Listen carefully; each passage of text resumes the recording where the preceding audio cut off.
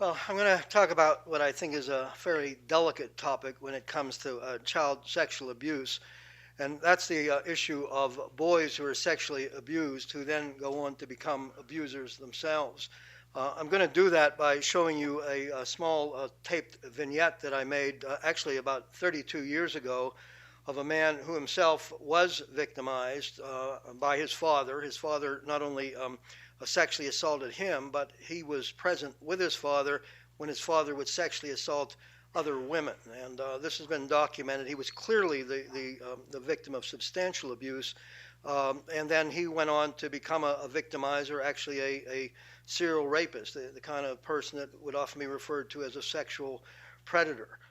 To lay a brief foundation before I show you the film vignette, I just want to make 3 or 4 preliminary comments about, I think, some concepts that I think are important to understand.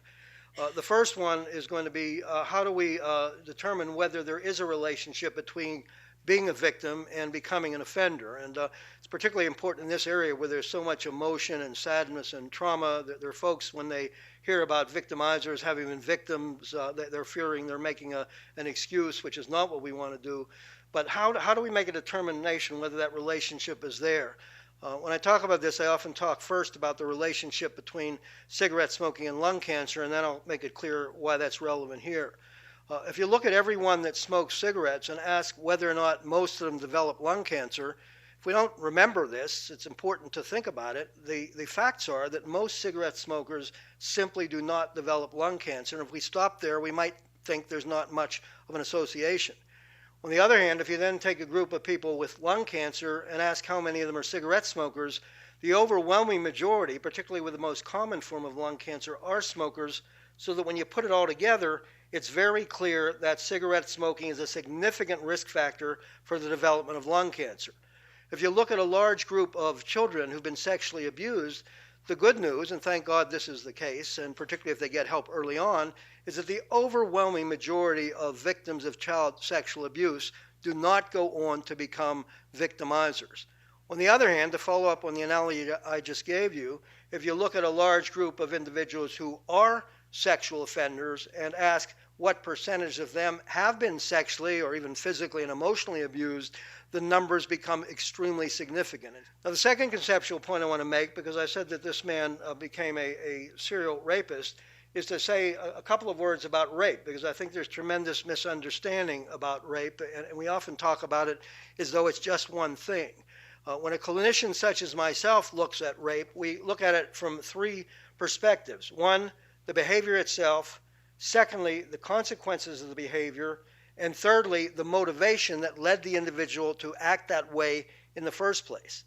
Now, in terms of behavior itself, rape indeed is always the same thing. It's one individual coercing another against their will into sexual activity. And again, when it comes to the consequences of rape, again, I'd argue it's pretty much the same thing. It's experienced by the victim as a horrible, unwanted, traumatic experience. But I'll put it to you that in knowing the behavior and knowing the consequences, we still don't necessarily know what motivated the particular individual to engage in that behavior in the first place. And there are a subgroup of rapists who are predisposed to engage in that activity because there's something fundamentally different about their sexual makeup. They are sexually disordered. And one of the ways in which a person can be sexually disordered, and I think it applies here, is that they've been the victim of child sexual abuse. Now, that's the next concept I want to get over to you is what is a sexual disorder?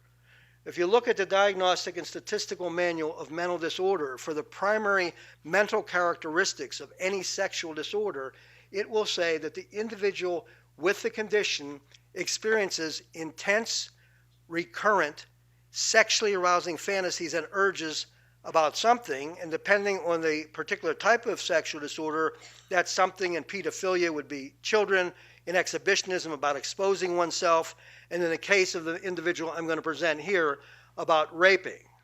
What are the points I want to make here? It's such a short period of time. There's really just, I think, a couple. One is, I do believe this is a a tragic example of what can happen to a boy who's been abused, and both emotionally and sexually, and where that's not recognized early on. One case, of course, doesn't provide compelling proof, but I doubt very much that he had a different type of a childhood that this would have happened.